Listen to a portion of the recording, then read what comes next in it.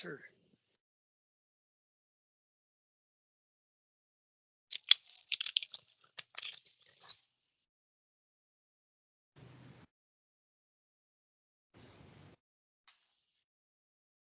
All right. So, Where are you now? pleasure. You're in Chiang Mai? Right in Chiang Mai, I'm at a Wat. It's called Wat Tam Doi Ton, and I've been here for about 2.5 months now. When I left Royat, I came here to spend the rainy season. So Mm-hmm. this is my first rainy season, and I had already visited here just before I went to Royat, and I really liked it. So I must say that like what Suan Mok was to you, that this place is to me. So I really feel at home. Like the food is very suitable for Westerners. Um, yeah, the facilities are very nice. Most people speak English. So it's like it ticks all my boxes. Like the nature is amazing, the views are amazing, the schedule is good. So there's like nothing to complain about here. So, who is the And senior monk there? it's a Thai Ajahn, or Longpor, should I say, called Phra Nawi. Maui? And Nawi, yeah. Maui. Uh, Okay. And his Pali name is Piyadasi Bhikkhu, I think. And he's actually written a book on his own practice. And he's yeah, pretty well known in the area. And yeah, he does like absorption kind of jhanas. And he has been a monk for, I think, 40 years, maybe even more. Well, he's a Lung Po, I guess that. Yeah, yeah. And yeah, all the monks here are quite senior. Like I'm the only one that's under 10 fasas, 10 panzas. Oh, okay. So you're the little brother among a whole bunch of adult senior brothers. That's excellent. Yeah, there's there's two monks that have like 40 years, including the abbot. And then there's like one that has 15 years, one, and then two that have like 13 or 14 years. And then there's me with zero. I've got to finish the first one. So The end of the Panza will be your first year. They call that your first Panza. It right. may not have been a full year, but that's okay. Yeah, yeah, exactly. So yeah, to get to the reason that I called is basically to give a testimonial to how my practice has been going. Good. And actually, the last call that we did together, it was really a good call. And in hindsight, we wished we would have recorded it. So I would like to revisit and like talk about what we talked about in that call briefly. And basically, what I just told you about me being really happy about this what. It was not like that in when I first got here. Actually, when I first got here, I was already like, "Oh, this is not good enough. Like, I want to leave." And But that's your old habit. You've had that right, before. yeah. See if I can mute the No, you're fine. environment. No, Oh you're yeah, it's okay. just for myself because I can hear a lot of noise. So yeah, so I realized that, like, I saw that very, very clearly. I was like, okay, I've taken care of everything that I thought I needed to take care of in order to be happy, like everything on the outside. I had become a monk also, like I have my visa taken care of, and everything's taken care of, but still I am unhappy.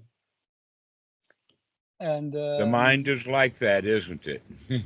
it certainly is. And like and I realized that I thought like this what was not good enough, but it was like every problem that I come up with, there was an easy solution to it. So in that moment, I realized like, wait a minute,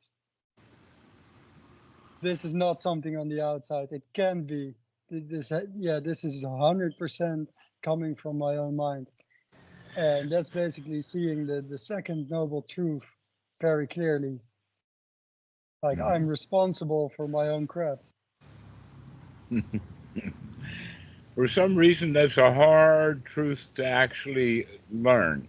Most people can spread it as like memorizing a poem, but actually, moment by moment, recognizing that we make this stuff up. Yeah. And I think for me, like it also just had to take like a little bit of time, because before I was a monk, when things got really hard, I would just leave the wat and then come back to practice again. But now I was like, okay, there's no way I'm going to disrobe, because I know that if I disrobe, then it's hopeless, basically. And I was like, okay, I have to stay in the wat, and just stay here. And that's the only way. And that's when you stop avoiding, like, you're taking your responsibility. So that's what really worked for me. And basically what happened after that was, okay, I started practicing really dedicated at first. I'll use that word. And within a couple of hours, actually, I was like, oh, actually, this what is good enough. Like, it took very little time for me to actually get happy after I decided that it was my responsibility to be happy. And after that, I started getting a bit of enthusiasm, well, maybe not enthusiasm, but a lot of energy to practice. And shortly after that, like, I Eagerness and realized, enthusiasm, that's part of the path. right, yeah. So shortly after that, I basically realized that, like, I started figuring out all the things that were missing in my practice. So I started going through the suttas. And one sutta was especially helpful for me, and that's the grade of the tamed.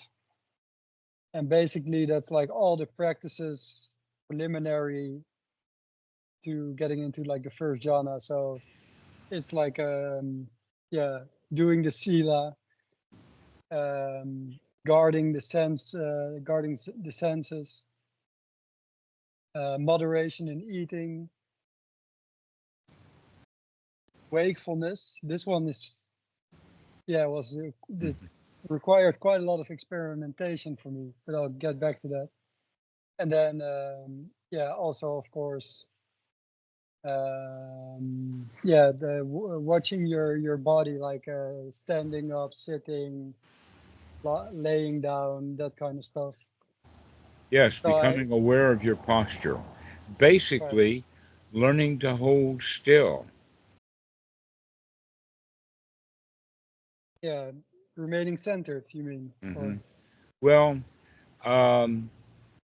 there is a sutta number 24, the chariot relay, where they talk about sila, and perfection of sila is the predecessor and the first step to purification of the mind, which means to settle the mind, which is then the predecessor for purification of view, which is basically the ability to see what's going on, and also the view of personality is that it's all changing. And that's then followed by purification of knowledge and vision of what is and what is not the path. But going back to between that, there's also purification of doubt, right? well, this is the one. That doubt is, in fact, the knowledge and vision of what is and what is not the path. That's the doubt issue. I see. Okay. Now, back to that first one, that sila is all about learning to control the body. In a really gross way, learning to not get drunk, learning to not yell at people, learning to not being fidgety, but to just be able to sit. And so you could say that the purification of sila then actually has the purification of just being able to sit still and not be moving around a lot. Because Exactly. it becomes centered in the body, to become grounded. Uh, because that, for I can see that for many people, that's so much work. Yeah. That is Yeah. so hard to do. For But me, in this took a long time, but in order as to you do know. that, we are already working on purification of the mind. In other words, the mind has to settle down in order for the body to settle down. And then when that does, that's when we can take the purification of the mind to start taking those unwholesome thoughts out that keep us agitated in the body. And then the personality view, purification of view, is all about coming out of that victim's position, becoming a winner. You're okay already. And then we come to that, wow, this is great. This noble path of the Buddha, that it works. Yeah. And that is the knowledge and vision of everything that we've been trying before doesn't work. It's not the path. What is the path is this practice of purifying the mind by removing the unwholesome thoughts.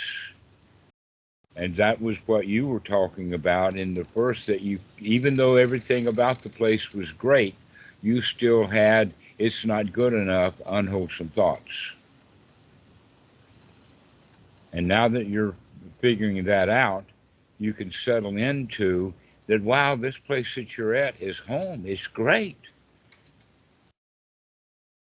It's even got good weather. Yeah. I, Yeah. Wat Sure. Suan Milk was hot most of the time. Sometimes even here I feel hot. So I'm really happy I'm not down south. Yeah, I hadn't even mentioned that, but like the climate is very good as well.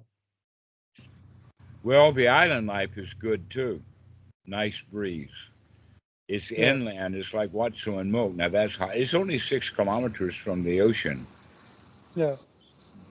but that's far enough that you don't get quite the benefit of the breeze from the ocean.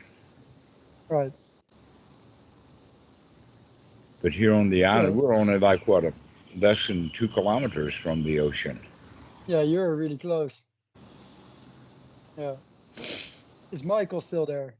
Yes, he's still here. Oh, wow, great. Cool. Yes, he is. He is Yeah. doing an enormously valuable job, both to himself in his own mind and also with the Open Sangha Foundation and working with students. He's great. That's great. Yeah, good to hear. He's gotten So, really settled in. yeah. So, just to get back to the testimonial, it's a long story. I'll try to keep it short. But yeah, basically, so I started doing those practices, and yeah, I noticed that,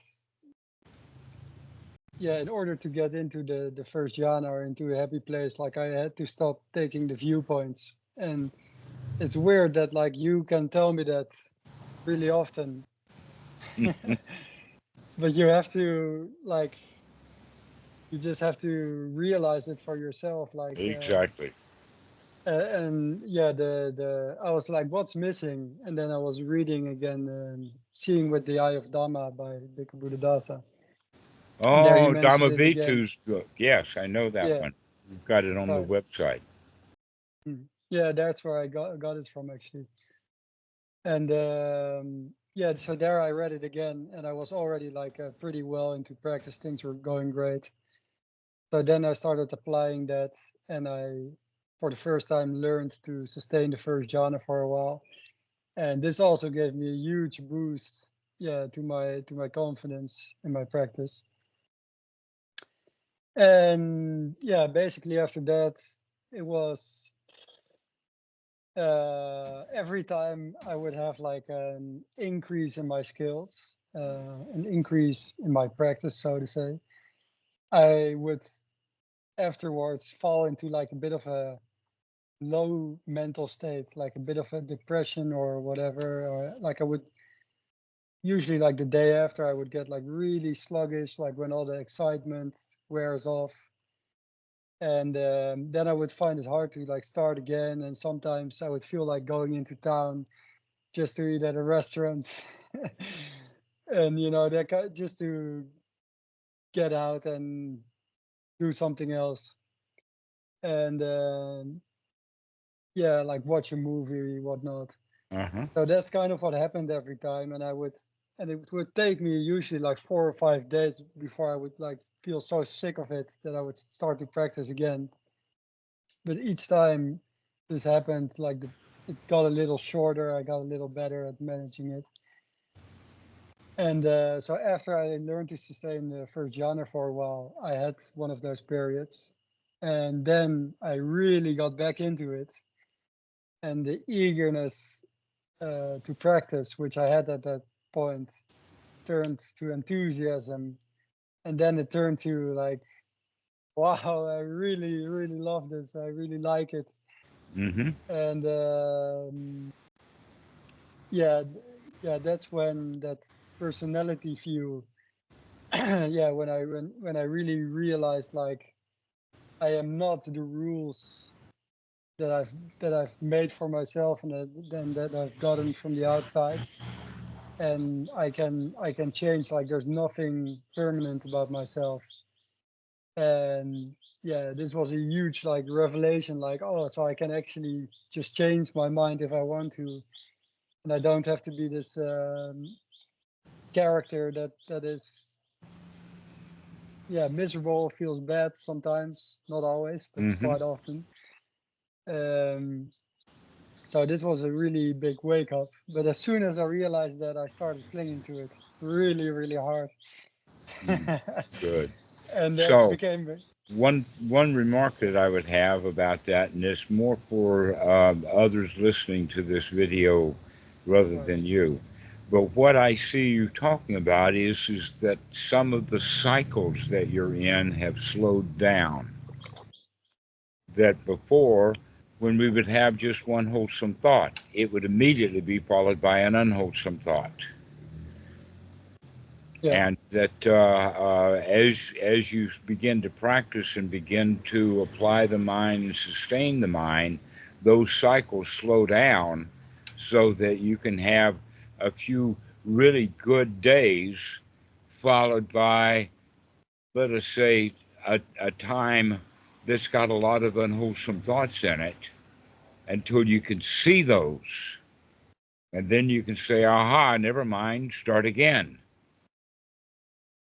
But it's the same cycle, except that for the beginner, that cycle is within 10 seconds, and now you've got it down to a week or so. Yeah. Wait. Okay. Yeah, I see what you mean. Yeah, that's right. Yeah, it's really interesting, like how I can be in the dukkha and for quite a while, and then I just need to have one moment of like real waking up, like actually properly waking up, because sometimes you wake up but it's not strong. But I would have like Mm-hmm. a moment where I really woke up, and then I was like, wait a minute, I don't have to do this. And then and then I would like it's almost like I would snap out of it. That's how Yes, strong it can be. yes, exactly. That's Yeah. this is what is referred to as vipassana, but those cycles of vipassana also slow down. That in the beginning we need to have vipassana to remember that every thought is unwholesome and needs to be changed to wholesome over and over again. But on the cycle time that you're in, that now those Vipassana moments, those real insights are powerful. Yeah, definitely. I sometimes have a moment where I think like I can see like so clearly and so strongly that I just know that the hindrances aren't gonna come back for a while. And then there's that immediate like relief, like there's like a sense of now I can actually relax without having like to fear the hindrances coming back Hmm. Hmm. for a little while. Well, I got to say, congratulations, Daniel. You're really Thank you. moving along. Yeah, You're yeah, doing in your first year what some monks take 5 years or more, 10 years or more to do. yeah. It's like really amazing. Yeah, for myself, like just in the last 2 months or like 2.5 months, that even though I've been practicing a while, like everything has changed. Like it's like every week my practice goes to a whole another level. Like there's a new Exactly. there's a new playground. And yeah, so actually so to continue on the story, so after that clinging and that cycle, or when I started clinging to it, um yeah, after that I fell back a little bit again. And then it took me a while to get the energy again to start practicing. And that's when I got to my last cycle. And yeah, basically I decided like, okay, this time I'm not gonna have any distractions. I'm gonna put my phone away. I'm gonna put also the books away, because like even when I I would lock my phone up, but then I would have like this book about Ajahn Chah with 800 pages, and I read it within a week because I didn't have my phone, and then I would just use that.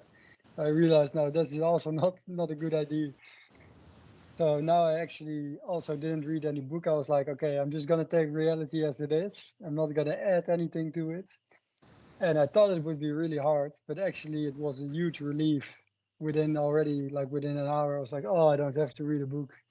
It's actually really a relief, because you think you are helping yourself by distracting yourself. You think you are making it easier, but you're actually making it really, really hard to practice correctly.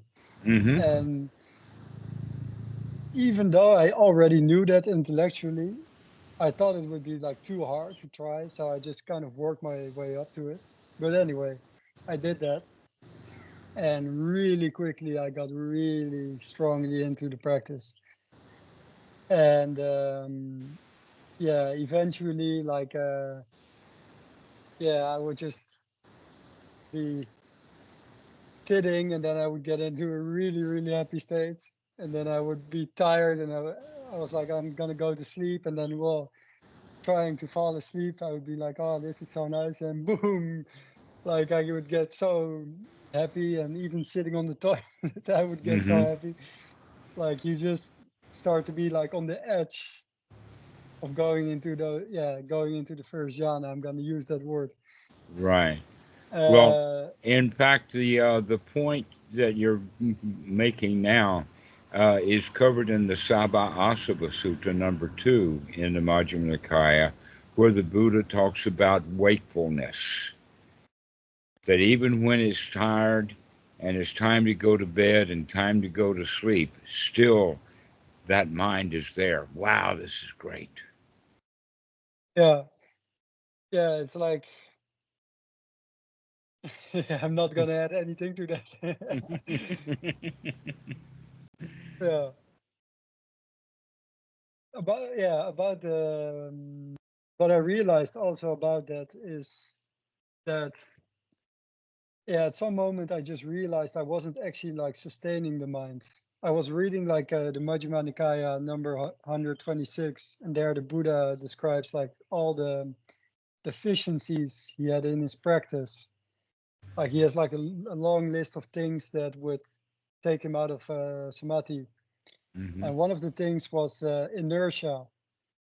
And I realized also that like this was a yeah a thing for me, that I would apply the mind and sustain it a little bit, but my mind would like really quickly fall into inertia. Like I would just kind of like stop practicing and wait for the dukkha to come back. So when I would go to bed now, I was like, okay, how can I keep this going? And then I was like, okay, I'm just gonna keep it really simple. I'm just gonna be like, oh, not a worry in the world, nothing to do, nowhere to go. And if dukkha came, like, yeah, when you're trying to go to sleep, you don't want to get too analytical. So I would just be like, never mind.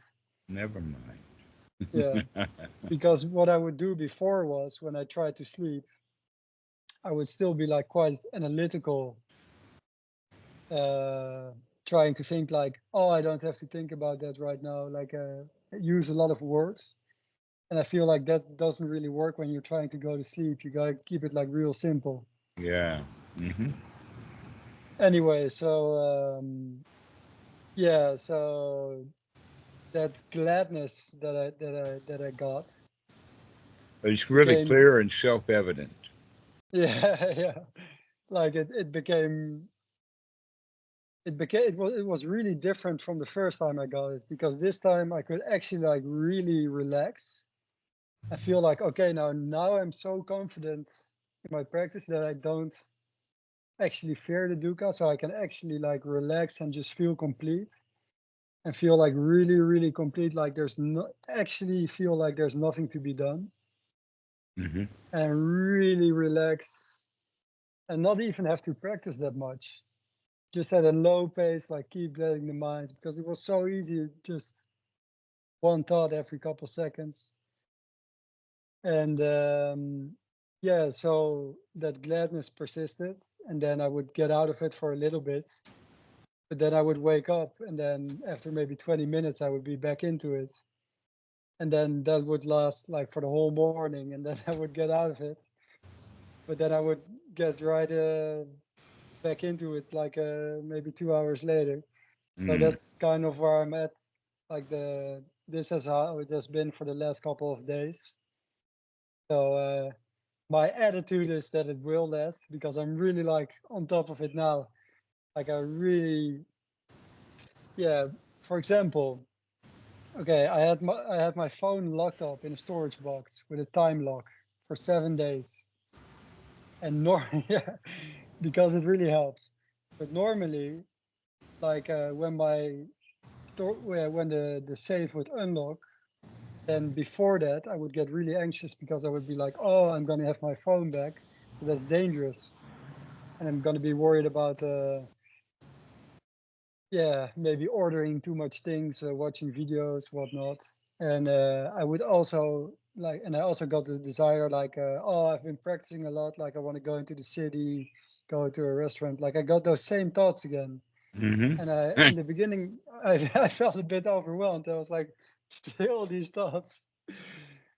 But then I realized, like the Buddha says in the suttas, like all you got to do is not nurture those thoughts. Like don't try to get rid of them. So I was like, okay, in that moment, I really accepted, like, okay, if tomorrow I'm gonna go to the city, fine, Okay. it happened. Not a problem. If it Not a happens, it problem. happens. Yeah, if there's no wisdom tomorrow, there's no wisdom tomorrow. Like I cannot do it. I can desire and want to have wisdom tomorrow, but like wanting that now is not gonna make that happen. So, and I Exactly. really saw that clearly, and that's when I could actually stop making it like a big thing in my mind, like, oh, maybe I'm gonna screw up again. Maybe I'm gonna go do things I shouldn't do. So I was like, okay, you know what? I really, You're if it okay. happens, I'm okay. Like after that, I'll get back into it, and I Never can mind. practice. Start Never again. mind. Yeah, just never mind. And that really made me relax. And then those thoughts, they stopped coming. And then I was like, wait a minute. I can actually, I don't have to be a victim to even these thoughts, because these are like the basically the strongest attachment to rules of rites and rituals, like the Silabata Paramasa. that I still had left over, because this is basically like an attachment to the Dhamma. Like you don't want to fall out of the Dhamma. So you're really, really scared of falling out of the Dhamma because you know what happens. And I imagined myself being pulled along to the charcoal pit, as described in the suttas. Like I don't want to go there. I could see I could really see the danger. That's what I'm getting at. And so those thoughts really lost their power because I actually had already decided, like, okay, I'm going to go to the city tomorrow. I had already asked permission from the monastery, and even then, after all those things, I was like, oh, wait a minute, I don't have to do it actually. Yeah. So today, I didn't go to the city, and I don't feel any desire. Well, a thought here and there, but it's like it's not a big deal anymore because I can see that making a big deal out of it, that's what really leads you to actually go and do it. Like the more I resist it, the more likely I'm gonna do it. Because you have like two sides in you. There's one side that's saying like you shouldn't do it. There's one side saying like, no, I want to do it. Right. And the more That's you that let them tension. fight, yeah, That's when the mind is actually not organized correctly. That you've got this yeah, fight or this fight inside between I want to do it, I shouldn't do it. But if you think about it, you've been having that conflict since you were a child. The should do this, the ideal versus this is what we want. And the solution yeah, to that is coming back to that middle path, which is more the adult, is to stop having the parent, the rules, uh, expressing it, and then the rebellion against those or the fear of them, and just say, yeah, so what? Everything is right. It doesn't even matter whether you go to town or not. yeah. Oh man, it's so difficult to see that at first. Like you really got to see it for yourself. Mm-hmm. Yeah. Well, thanks a So lot. Let's go ahead and finish this because I think you've gotten the yeah, point out. There's no reason to go in more and more detail because you're on the path. You've got it. You keep practicing yeah, like this. yeah, yeah, definitely. And I have some more questions. I can call you back another time, or All right, why if don't that's we better. finish this call now and you call back again in the next several days? And if you got any questions, we'll do that too. Sure. Okay, But let's you, do that. I really appreciate this call, Bill. Yeah, Congratulations. great. Thank you so much. Thank you for all the help, Dhammarato. Uh, I'm just having fun here. All We'll right. see you later. See you later.